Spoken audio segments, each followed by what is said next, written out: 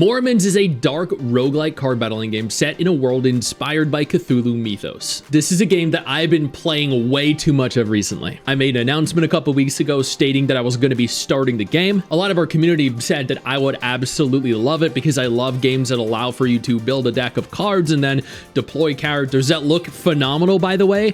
I want to stress just how good the characters in this game look. So imagine my surprise when the studio themselves reached out to me and offered to sponsor a first look into the game. This is a way to bridge the gap between the game and my viewers who all love games that are just like this. That way we can all enjoy something together, something absolutely out of this world. With this in mind, if you are interested in trying this game after what you see, and if you're a fan of mine, you will be, then I urge you to take a moment, go down into the description, the pinned comment below, click that link, download the game, and join Papa Stix in what is arguably one of the most fun games I've played recently. This is a game that I've already spent well over 10 hours in over the course of a 4-day period. Now let me go ahead here and show you exactly what the game has to offer. This game features a mission and chapter-based progression system.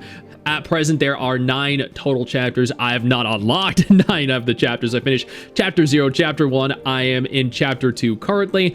I have cleared chapter 213, moving into chapter 214. When deciding on a mission to deploy units to, you select up to 4 different characters. I have Hellet, Ramona, Tawil, and Karen right now. You equip Covenant parts onto them. You equip Wheels of Destiny. These make your characters stronger by providing them with unique passives or benefits in terms of statistical boosts. You then select a posse.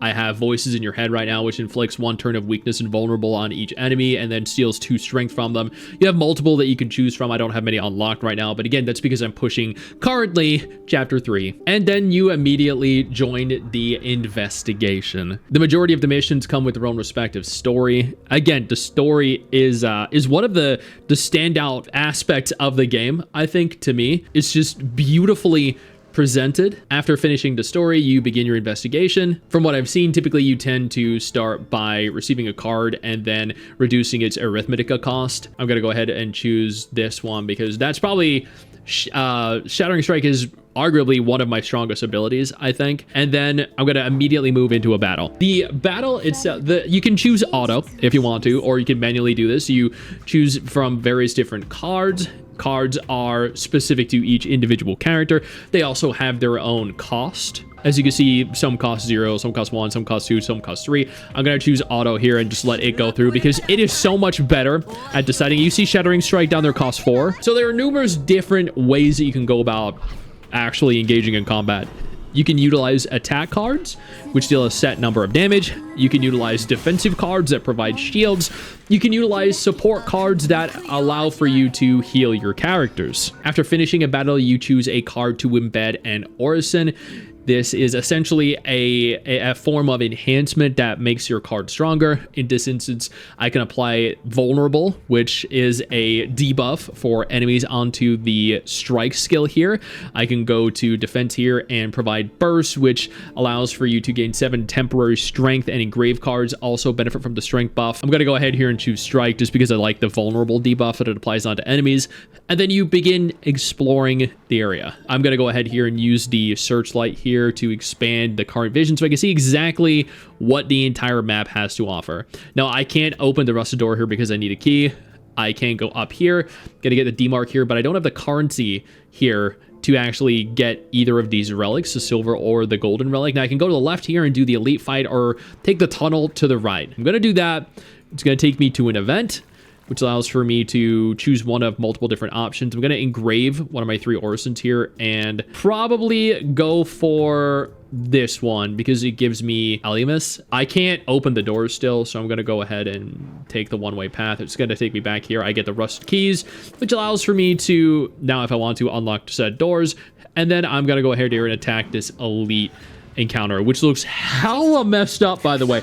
Look at his drooping, the goop drooping from his eyeballs. That is crazy. And then he just like picked up a head and did weird stuff to it. That head had weird things coming out of its eyeball socket. Yo, the enemies in this game are so messed up. and so freaking creepy, but like in the most unhinged and deranged way, like, and also in the best kind of way as well. I will point out here that you can also increase or decrease the speed of the battle. I have it on 2x speed because it just allows for me to go through much quicker. After completing an elite battle, you have the choice of 2 cursed relics or a golden relic. I'm going to choose the golden relic just because I don't like choosing the curse ones. You can heal your characters on these junction spaces, and then at the end of every single mission is the final climactic battle. Sometimes there's story associated with it, sometimes there isn't. Look how messed up this is. Holy crap, dude. Not only is it hanging from the ceiling, but it has people attached to its freaking arms. Dude, this chick has 1600 HP. Jesus, dude, she just deals so much damage. Thankfully, though, I am very well built for encounters like this. I have shields, I have heals, and I have quite a significant amount of damage. But this chick hits like an absolute freaking truck. And this is, of course, why it is imperative. Like, autoplay in the game is very useful for a lot of content, but this is why it's so important to actually take the time to manually select your cards and plan for every eventuality. Now she's back with 2500 HP. I have half health. This isn't looking too good for me, admittedly. After completing a set number of missions, you can actually begin upgrading the resonance here. These also provide you boosts that are going to be very handy in each respective mission. There are ratings here where as you continue to reach a certain threshold of total stars, you're rewarded with silver. There are also achievements, which are pretty much the exact same thing. There is the story mode, there is the normal mode, hard mode, and madness mode. I actually haven't unlocked either hard or madness yet. Hard is probably going to be a significant increase in terms of difficulty. There are special ops here that require the consumption of reality verges to unlock. I don't have enough right now. I have 3 out of 10. I'm working on trying to actually increase that. There is the psychic deep dive. This allows for you to essentially learn more about the various different characters. There is the dreamscape, but once again, like, I haven't played nearly enough as I'd like to acquire enough reality verges to unlock this, but I am working on it. There is a multi-dimensional link. This is much the same thing. I can actually unlock that if I want to, but I'm saving up. And then after completing 7-3, there's a reproduction frenzy, which sounds very suggestive. I know, and I'm very excited to see what that ultimately is. Your awakeners come in a lot of different forms and have some actually crazy appearances. Some of these characters look genuinely stunning, beautiful, adorable, messed up as well, and they are absolutely incredible to look at. They have their own respective affinity. Leveling their affinity actually rewards you with pure cores. These are useful when it comes to pulling more heroes. You can level up characters. Leveling up characters requires materials that are specific to them. You can level the skills of heroes. You do need to have an account level of 25 to do that. My account level is currently 22, but I'm working on it. You can enlighten your characters. This allows for you to essentially use duplicate copies of the characters that you acquire to strengthen them. You can increase your respective talents for each different character. This also requires a set number of resources. And then there are archives. You can learn more about the characters. You can see her weight, you can see her height, you can see the gender, birthday, name, and some backstory too. Other forms of content include the interlude Dissolution Ruins, the interlude Lightless Realm, the interlude Awakener Trial, and the interlude assignment. The assignment essentially allows for you to claim and then send characters out on missions to acquire resources. This is handy, so you have to actually grind for materials less. The Dissolution Ruins allow for you to farm resources to actually upgrade and level and ascend your characters. So here you could farm XP items. Here you can farm currency, ascension materials. If you're interested, you can actually talk to your characters. You can have actual genuine conversations with them when you're presented with different options that allow for you to better get to know each respective character.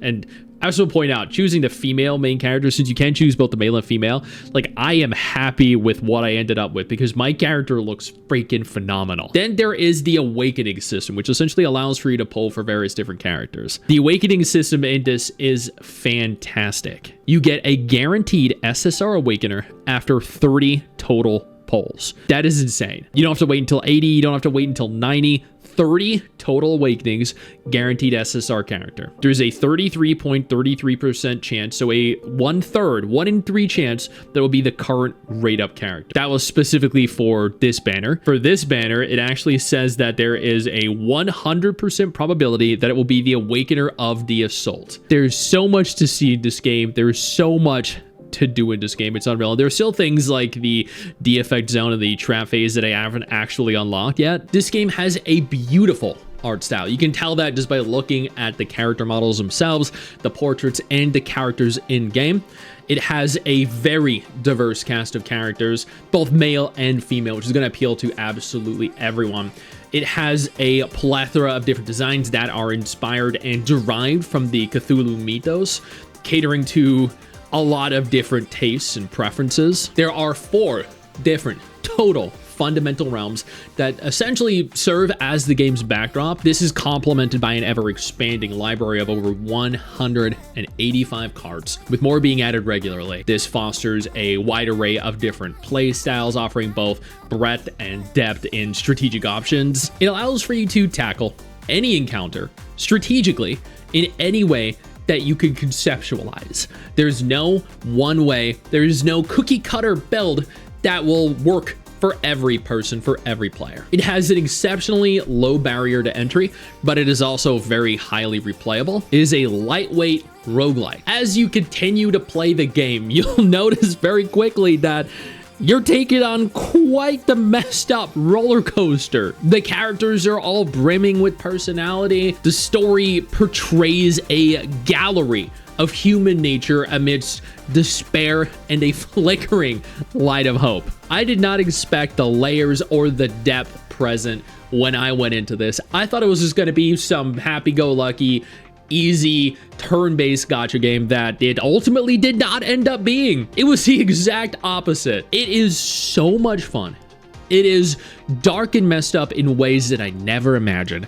It has a beautiful graphical style. It has a very fun, engaging, complex, but at the same time also lightweight combat system. There's a lot of depth to the customization options for every single character. There are so many different game modes present. They are ridiculously considerate of their players and are constantly working to deliver a higher quality product than what was available yesterday. The 2nd anniversary has so much to offer. Log in for 1 day, receive 50 Luminous cores. Clear Fated Legacy Chapter 2, Where Silence Reigns, receive 50 Luminous cores. Clear Fated Legacy Chapter 7, Desires Flow, get 50 Luminous cores. Clear Astral Reign Chapter 4, Paradise, get 50 Luminous cores. And they're just the basic rewards. Over on the side, you'll see there is so much more if you actually upgrade to Premium. There's also the Buy the Silver Key 2nd anniversary event. This allows for you to, after completing a task, obtain any limited Awakener of your choice. Then I would go for her. I mean, he looks really cool. She's hot. He looks phenomenal. She is hot. He looks great. She is hot. But dude, her right there, Dole Inferno. That is my choice. So you get up to 200 limited summon tickets, and you get a selected limited SSR Awakener, all for participating in the anniversary. It has been an absolute pleasure playing this game, and I am not going to stop playing it anytime soon. I've added this game to my list of gacha games that I play regularly every single day now. And you should too, which is why I urge you to take a moment, go down near the pinned comment, the description below, click that link, download the game, and join me on a brand new adventure that you didn't think you needed. I know you think that you just hit the end of the video, and technically, yeah, you have. And I know your first reaction is to close out of it at this juncture, but don't. No, instead, I urge you to take a moment here and click one of the videos on screen that are coming up in just a moment, so you remain up to date with everything going on in the gacha genre. Trust me, you're not going to regret doing so. Stay flaccid.